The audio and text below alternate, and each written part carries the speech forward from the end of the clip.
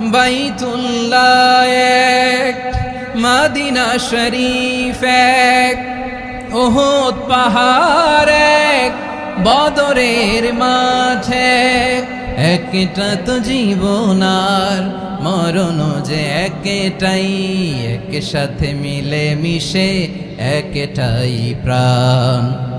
তবে কেন এক নও হে মুসলমান, এক হও করিয়া আহ্বান। সবাই মিলে আমাদের প্রভু এক, জীবন বিধান এক, ঐশী বাণী কোরআন। একসাথে আমাদের প্রভু এক,